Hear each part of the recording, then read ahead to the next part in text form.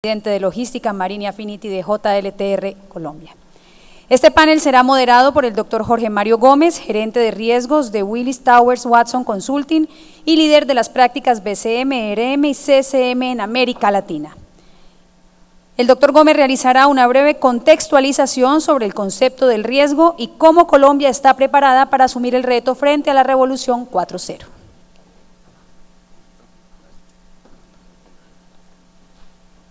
Perfecto. Buenas tardes a todos. Básicamente lo que vamos a mirar en una rápida presentación, ¿me la colocas por favor? Es una síntesis de un estudio que se hace precisamente pensando en las grandes tendencias que nos vienen ahora, nos corresponden. ¿La verde para pasar? Sí, sí. Pero mira, por eso no es la presentación. Una coordinación logística acá.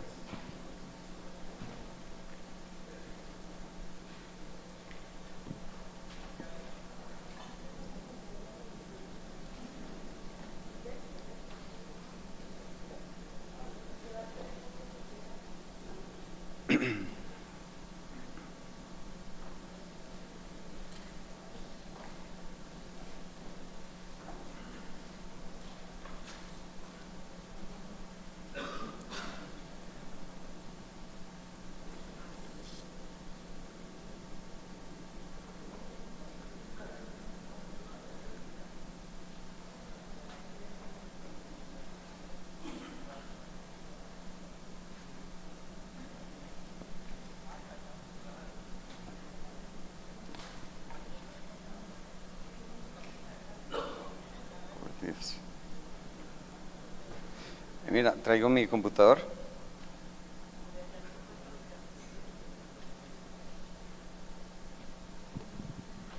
Muy bien, para ir adelantando entonces, porque mientras hay esta falla logística lo vamos a hacer así. Lo primero que habría que pensar precisamente en la incursión en las nuevas, en esta disrupción tecnológica, es lo que significa el modelo de negocio. Ok, ahora sí estamos viendo. En esa orden de ideas, el primer tema, adelante por favor, yo soy. Ok. Lo primero que corresponde, particularmente en el modelo de negocio, es la transformación. En ese orden de ideas viene la reinvención empresarial con nuevos modelos de negocio soportados, por supuesto, por la Big Data. Ya no son pensamientos intuitivos, ya no son toma de decisiones intuitivas, sino precisamente ahora soportadas por Big Data. La complejidad misma de las cadenas de suministro globales, por supuesto, ya es otro tema que empieza a generar bastante inquietud. En ese grado de incertidumbre, y nada menos tuve la oportunidad de apreciar la conferencia de Jorge, pues ya se crea esa incertidumbre precisamente, y ahí está la dificultad en la planificación a largo plazo, más difícil planear a largo plazo. Se crea una nueva amenaza en este momento, es los competidores nuevos y emergentes. También existe a su vez una necesidad de una mayor apropiación y mayor profundidad en los negocios digitales, tanto en el sector público como en el sector privado. Pero veamos el regulatorio, y no soy abogado, pero sí tengo la oportunidad durante 29 años de estudiar el riesgo y aplicarlo básicamente a empresas de todo el sector, en ese momento logístico u otros. Y viene la primera, es la capacidad de innovación irá más rápido, por supuesto, que el ritmo que el mismo gobierno puede establecer. Hay un desafío grande. Mayor complejidad, por supuesto, en la regulación, y nada menos Jorge, insisto, lo tocaba, aumento en las regulaciones, errores de cumplimiento van a haber muchísimos, el riesgo legal, el derecho antimonopolio, o por lo menos que no se creen esos mecanismos, esas situaciones donde se crean realmente monopolios, porque existe concentración, ya lo veíamos. Él decía acumulación del riesgo y se van a crear precisamente concentraciones de riesgo. Pero escuchen dependencia excesiva en ese momento de la infraestructura nacional. ¿Y de qué estamos hablando? Precisamente de Internet, donde ese mundo va a estar conectado. La hiperconectividad va a requerir precisamente esa Internet, esa conectividad. Y entonces viene a su vez todo lo que viene es sociopolítico, el soborno, corrupción, terrorismo, que sin todavía tocar ningún elemento tecnológico, no he querido todavía llegar a lo tecnológico. En lo operacional no va a distar, va a continuar, al contrario, las empresas en este momento, o las bodegas, la construcción está haciendo en altura, es más rentable en altura que por supuesto teniendo más área. ¿Qué significa eso a su vez para empresas, llámese o que sigan la National Fire Protection o Factory Mutual, y que por supuesto aseguradores y reaseguradoras vamos a estar en ese momento cubriendo esto? Es difícil la cobertura en ese momento porque existen límites en ese momento de la protección contra incendio, o sea va a haber mayor concentración por supuesto. Complejidad en las cadenas de suministro, incertidumbre y dificultades en el acceso de financiación y al capital. Modelos como este van a requerir precisamente business case muy bien logrado ante la banca, y si la banca y el mismo gobierno y el misma aseguradora no entienden en dónde estamos o hacia dónde vamos, habrá que tener exactamente muy claro cuáles son los objetivos en ese momento de la incursión que se está haciendo. Un tema complejo es la dependencia de terceros proveedores, y ya lo decía en su momento, ¿quién es tercer proveedor o quién se está convirtiendo en una dependencia crítica? El tema de los ISP o todo lo que significa Internet, ese es uno de ellos.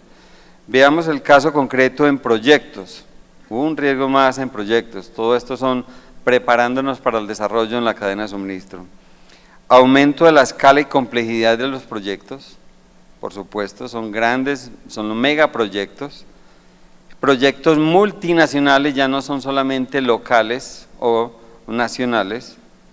Incertidumbre y dificultades en el acceso, otra vez lo estaba presentando yo, perdón, el tema de evaluación y gestión de socios y contratistas.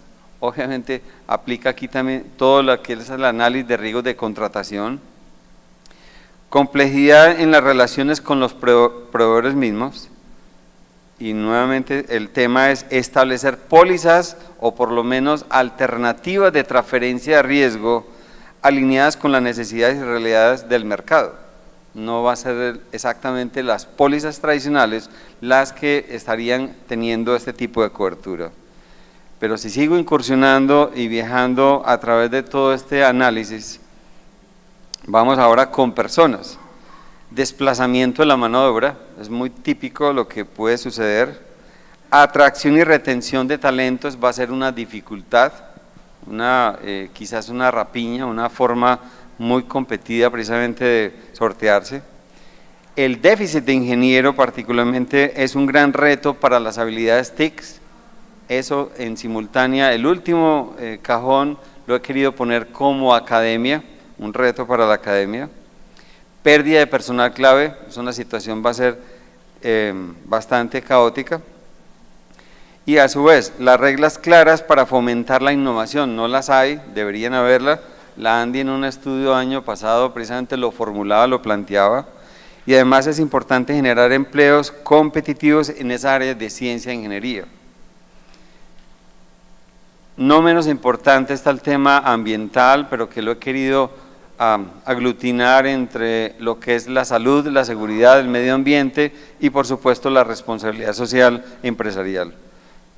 Es un tema que nada menos lo contaba Martínez, ¿sí?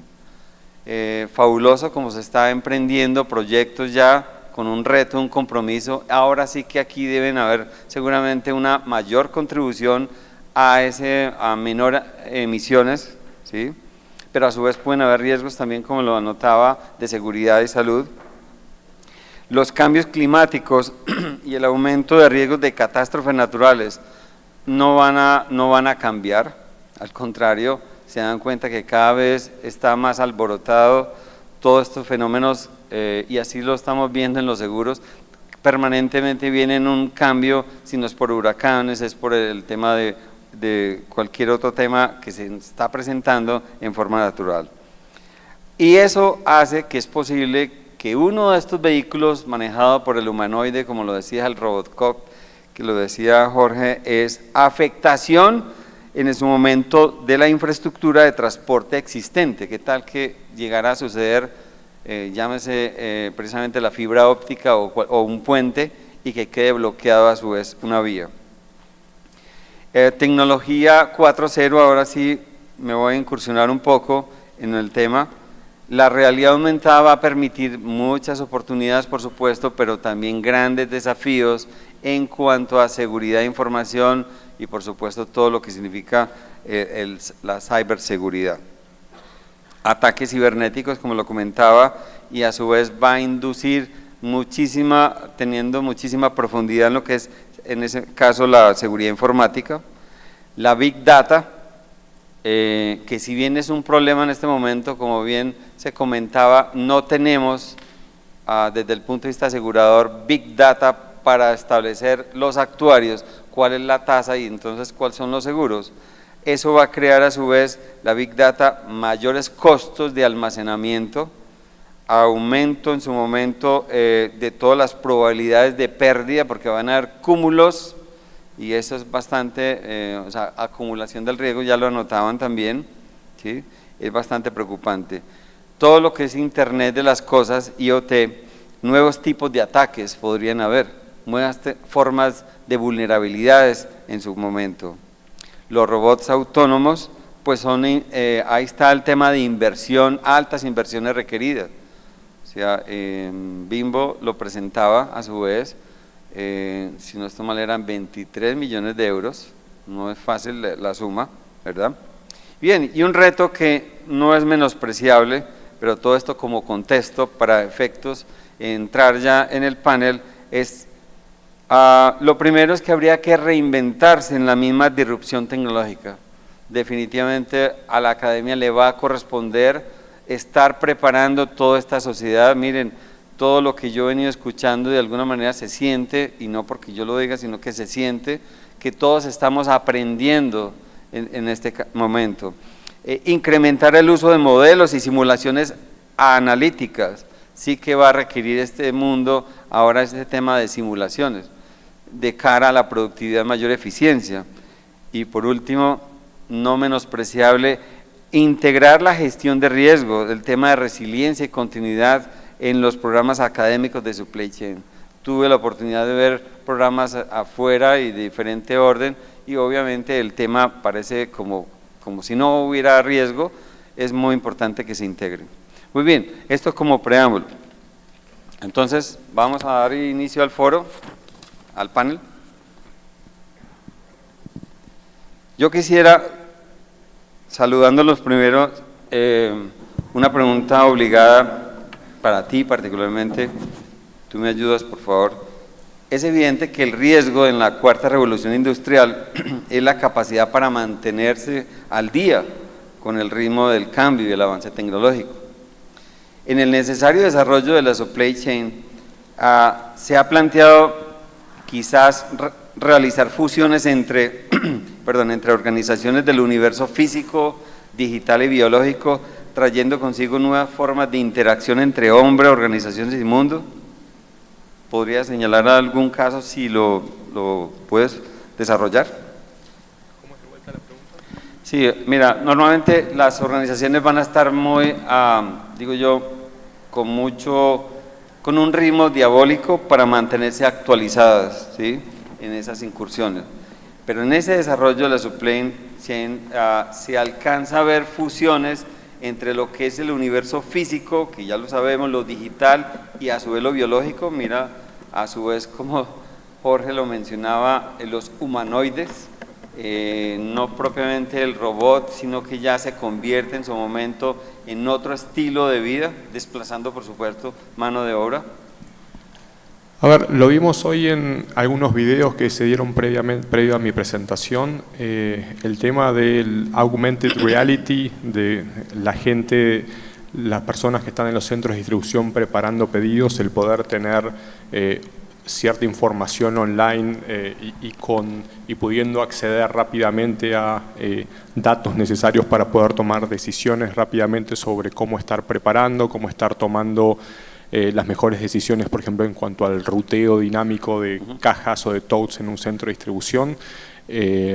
Digamos, hoy ya lo estamos viendo, no sé si han visto ustedes algunos bots trabajando, una tecnología que compró Amazon hace unos años y que ahora ya se hace cada vez más popular, que son como unos pequeños robots que están moviendo inteligentemente unas estanterías o unos shelves en centros de distribución para traerlos a las zonas donde se hace la preparación de pedidos.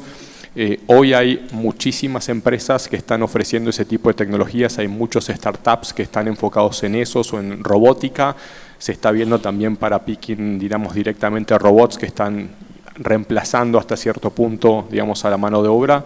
Y la realidad es que las empresas están constantemente investigando sobre estos temas porque antes una tecnología, así como los teléfonos antes duraban años y ahora duran meses hasta que llega el próximo modelo, para el tema de logística de centros de distribución también. Antes había tecnologías que duraban muchos años y ahora están cada 6 meses o anualmente se están renovando y con novedades muy interesantes.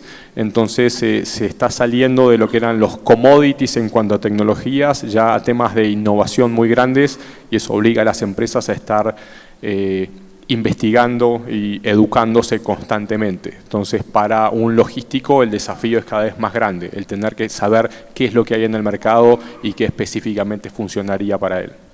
Muy bien. Si algunos van teniendo preguntas, por favor, me lo hacen llegar. Gracias. Jorge, estoy preguntando en ese momento por todo lo que puede ser el cambio de filosofía, valores, de cara a esa nueva revolución. ¿Qué hacer en cuanto al aumento del riesgo cibernético e infracciones de privacidad de datos? ¿Qué hacer a su vez con nuevos modelos de conciencia moral que pueden surgir, ¿verdad? Y sobre todo de afectación al medio ambiente. ¿Y qué hacer frente a complejidades del proceso de regulación? Jorge, muy amable. Bueno, ante todo, como le dije, pues no soy experto en logística ni en riesgos, pero fundamentalmente yo sí tengo una cosa muy clara, ¿sí? Yo soy una persona común y corriente y yo sé que toda esta riqueza que está generando la 4.0 proporcionalmente está generando y va a generar más pobreza, ¿sí? En el buen sentido, ¿no? No es que dejamos de ser productivos, pero sí estoy seguro de ello. ¿Por qué? Uno, en países, por ejemplo, como Canadá, Estados Unidos, un ejemplo que son los países que llevan el liderazgo en tecnología, cada estado tiene una regulación diferente. Y entonces, por ejemplo, cuando yo de pronto o un amigo alquila un automóvil en Miami, me dice, me voy a recorrer Estados Unidos, entro a una plataforma digital común, alquilo un carro por allá en Álamo, o yo no sé dónde, y me voy a recorrer. Si yo llego a causar un perjuicio, llego a causar un daño en el estado de Nueva York, paso por Canadá, los estados regulatoriamente se comportan diferentes. Eso hablando en una revolución 3.0 y un poquito de 4.0. Y yo me pregunto, ¿qué pasará? ¿Sí? Cuando eso pues ya sea propiamente un carro autónomo. El carro autónomo sale de Florida, llega por allá a Vancouver, donde allá piensan o es legislación desde el punto de vista colaborativa y se producen esos choques. Primero, en cuanto al tema social, evidentemente yo estoy seguro que, por ejemplo, la mano de obra y los cargos más primarios sí se van a resentir. En logística, principalmente, los estibadores, los acompañantes de los camiones, los conductores, y ustedes gerentes de logística y yo también de pronto vamos a ser imprescindibles porque un humanoide pues tiene todo el conocimiento incluido y si tiene capacidad de discernimiento, tiene raciocinio, tiene actitud, ¿cómo es que se llama esa actitud? Eso que hacen en las pruebas del IFEX, actitud matemática y estratégica, pues nos van a superar y nosotros como los médicos nos van a superar, ¿sí? Entonces ese debate filosófico y moral es muy importante, hasta dónde vamos a entregarle nosotros el control a este tipo de fenómenos. Pero bueno, entonces sí no quisiera, se va a afectar. Gracias, no quisiera que se fueran con el susto de que esta incursión va a ser negativa, No. ni me faltaba, pero ¿de qué forma va a haber esta incursión? Digo yo, ¿en qué forma? Es porque aparentemente el tema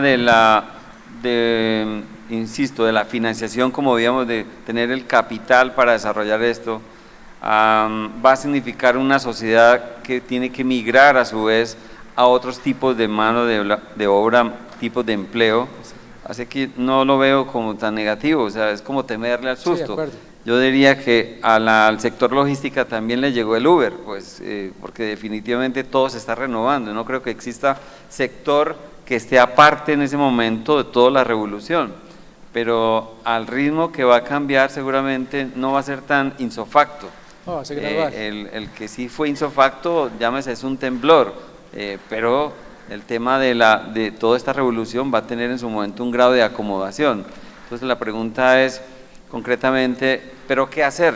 Y cuando digo qué hacer, fíjate que ahí hay una contribución del Estado, y particularmente de Estados. Cuando hablo yo de Estados, es que tiene que haber una en ese momento una geopolítica relacionada con esto, una contribución del empresario que se vaya acomodando a estas nuevas prácticas, porque definitivamente el que no se monte sí va a estar por fuera, ¿verdad?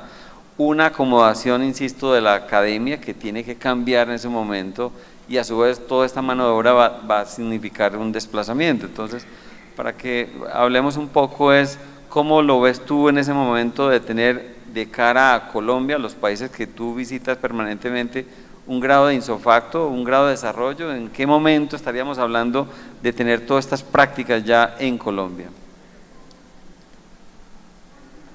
Buena pregunta. Sí, futurología todavía no hago, pero a ver, al final lo que estamos haciendo en Colombia y en otros países de Sudamérica es lo que en general en Europa y en Estados Unidos han hecho hace un tiempo, y la realidad es que, digamos, si bien ha habido cambios disruptivos, en todos los casos, digamos, creo que ha sido muy positivo en general, en todas las experiencias que han habido, digamos, en Estados Unidos y en Europa. Lo que pasa que sí van a cambiar un poco los criterios de las empresas al momento de tomar decisiones. Y tomando el caso que vos comentabas sobre el tema de seguridad informática y los riesgos asociados, un cliente nuestro, por ejemplo, en Estados Unidos es Target, es una empresa conocida, un retailer grande. Nosotros empezamos a trabajar con ellos 6 meses después de un gran escándalo que tuvieron, no sé si recuerdan, hace un par de años, cuando perdieron, o sea, tuvieron un ataque cibernético y a partir de ahí perdieron datos de números de seguro social, cuentas de tarjeta de crédito y demás de muchísimos clientes. Y por esa razón terminaron saliendo el CEO, el CIO y muchísima más gente. Desde aquel entonces, lo que te puedo decir es que al momento de tomar una decisión sobre un sistema a implementar, cuando antes miraban principalmente temas de funcionalidades de cada proveedor de sistemas, de experiencia, de equipo de trabajo, hoy el criterio número 1 es el de cumplimiento de certificados de seguridad.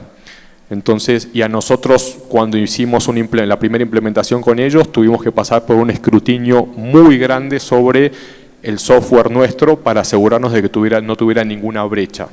Entonces, al final yo creo que es un tema, digamos, de cambio en la forma de ver las cosas y cambio en los criterios de evaluación al momento de la toma de decisiones, sobre todo hacer inversiones tan grandes. Perfecto. Yo estoy de acuerdo con la cuarta revolución. Lo que pasa es que tenemos que ser conscientes que antes que una revolución, una transformación digital, tenemos que tener una transformación de principios, de ética y moral, que esa es la tecnología más valiosa, ¿sí? El hombre, ¿cómo nos formamos? ¿Sí? Haciendo una piedrita, un instrumento, y de ahí mire lo que construimos. Primero eso. Entonces yo sí estoy de acuerdo porque nos va a hacer más productivos, nos va a hacer millonarios, más ricos, ¿sí? Y de pronto sin necesidad de trabajar, para eso vamos a tener los humanoides. Entonces primero eso, pero sí es de ver, por ejemplo, cuando usted habla de la Big Data, por ejemplo, a mí sí me asusta que, por ejemplo, yo quiero presentarme a trabajar a Willis, por ejemplo, es un ejemplo, ¿sí? Quiero trabajar allá, y ustedes me meten allá a través de la Big Data, ¿no? Jorge Cruz es como loco, tiene los ojos desorbitados, y la Big Data empieza a hacer un análisis, todo mi historial crediticio, y no me dan el empleo, y me vulneran mi derecho al trabajo. Y eso lo hace la 4.0, lo hace la tecnología digital, pero me vulnera un derecho, ¿sí? O porque soy un poquito indeciso, un ejemplo, entonces me voy a trabajar a Target, un ejemplo. No, este latinoide, este ya está amañado, y la Big Data y todo el sistema dicen, no, este no puede trabajar en logística. Entonces, a eso es lo que me refiero, que sí hay que hacerlo, ¿sí? Pero antes de una tecnología que implica transformación digital y todo ese tipo de cosas, tiene que haber una tecnología de ética y de moral para que este modelo reine y dé los frutos que pretendemos de, ¿no? A eso me refiero. Perfecto.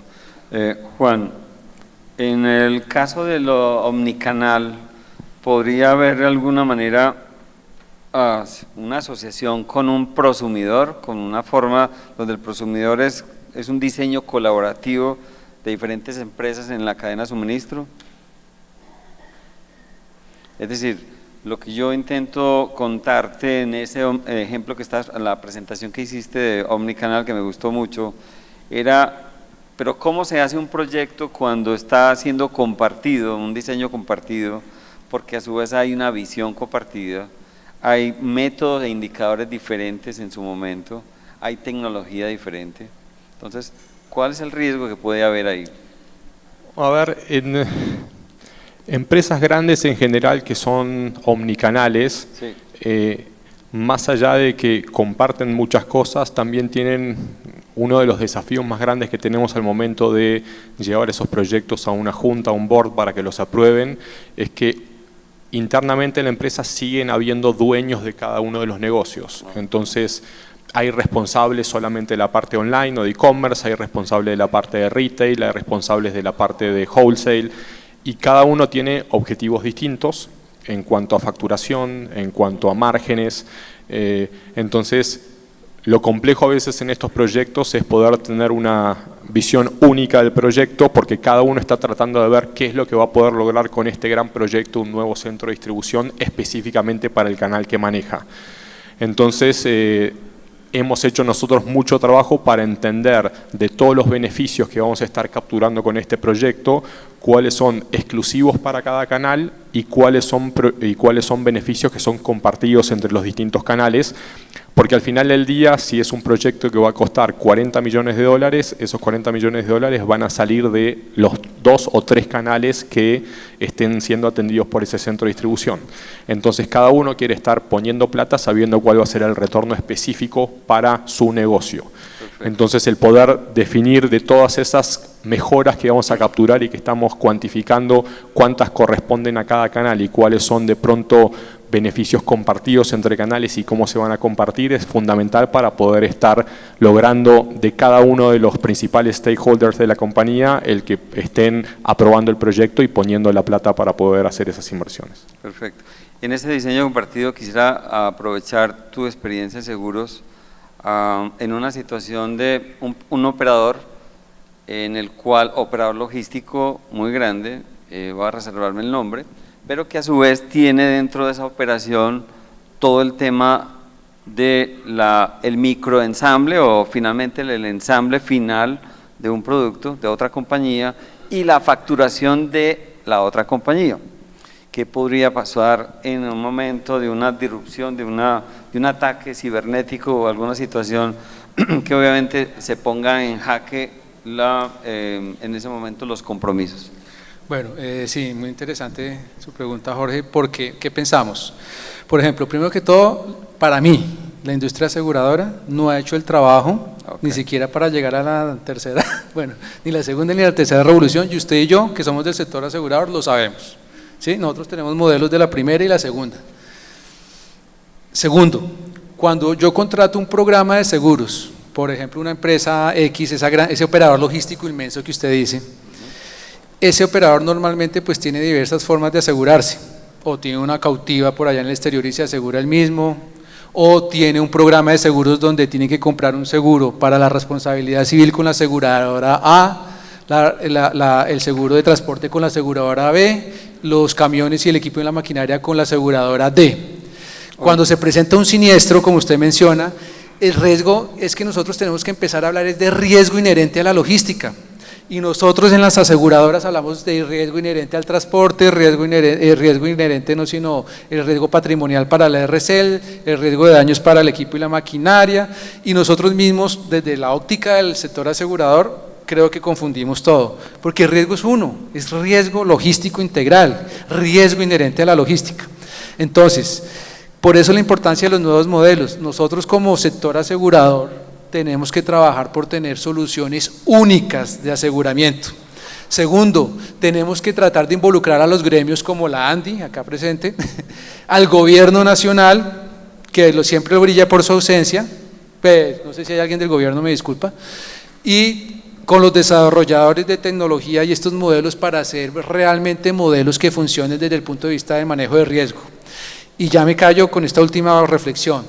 Por ejemplo, a mí me sorprende inmensamente que todos los COMPEX que el gobierno nacional construye acá en Colombia para promover el desarrollo del comercio exterior, los operadores económicos autorizados, los puertos, hablan de todo y no hablan de lo que a usted y a mí nos interesa y lo que le interesa a la humanidad, que es, hablen de gestión de riesgo, hablen de control de pérdidas, hablen de protección de la cadena alimentaria, por ejemplo, para la población, y no lo hacemos, ¿sí? Y el gobierno tiene que, o sea, para mí tiene que estar allí. Entonces, para ya concluir, se requieren construir modelos integrales, se requiere manejar y concebir el riesgo inherente a la logística, que es un concepto que revolucionaría nuestras leyes, porque nuestras leyes hablan de otras cosas, menos lo que deben integrar, y ahí creo que podríamos empezar a dar soluciones a nuestros clientes que realmente atiendan sus riesgos tradicionales y emergentes, tal cual como deben tenerlo, y al precio adecuado. Pero se me olvidó una cosa, qué pena. Y otra de nuestras fallas es que nosotros no tenemos información. Usted no sabe cuánto sufrí yo o usted también, para hacer la presentación. Yo creo que sufrimos mucho. Si la Big Data y todo funcionara, yo creo que era que sentarnos 5 minutos y decirle, Watson, sáqueme que tengo que ir a la ANDI, mándeme un modelo de esto para yo estudiarlo. Y sufrimos muchísimo. Y en seguros, nosotros podríamos darle mejores tarifas a ustedes. Ustedes podrían comprar seguros más competitivos, no baratos, porque lo barato es lo que es malito, competitivos a sus riesgos, si nosotros pudiéramos tener acceso a información. Es increíble, ¿sí?, que en Colombia, ¿sí?, o en Estados Unidos, en cualquier país, no sepamos que la industria del granel limpio produce tantos millones, han tenido tantos siniestros y los siniestros le han sucedido en el mar con 5 buques en tal zona y en tal zona y en tal zona. Y es inconcebible que no sepamos dónde está concentrada la industria de línea blanca en el mundo X, Y y Z, y que no sepamos cuánto han valido los siniestros ni cuánto es lo que produce el mundo. Porque si lo supiéramos, ¿qué podríamos hacer con la actualidad de la ley de los grandes números y la estadística? Generar soluciones adecuadas con costos competitivos y que atendieran realmente el riesgo, porque no nos digamos mentiras, y usted lo sabe, Jorge, el componente, esta es la mayor tecnología de la 4.0, muchas veces en nuestros casos y muy seguramente en muchos casos de ustedes, ese flete puede costar, ¿de acuerdo?, a tanto. El almacenamiento puede ser así el software me diga una cosa, pero es que no estoy seguro, porque eso como que le meten basura. Y nosotros como aseguradores o la cadena, a veces nos toca hacer eso. Entonces ese es el gran reto, construir información y gestionar el riesgo, sería como la gran conclusión a su pregunta. Perfecto, pues muchas gracias. Esta es una conclusión finalmente de lo que significa para la preparación y desarrollo, lo que va a significar la cadena de suministro, el supply chain. Obviamente de todos y cada uno de los sectores, incluyendo academia, pues debemos estar atentos a lo que va a significar este cambio. Agradecemos a nuestros conferencistas de la tarde y al doctor Gómez su participación en nuestro encuentro. Y a continuación, el doctor Bruce McMaster, presidente de la ANDI, se dirigirá a ustedes.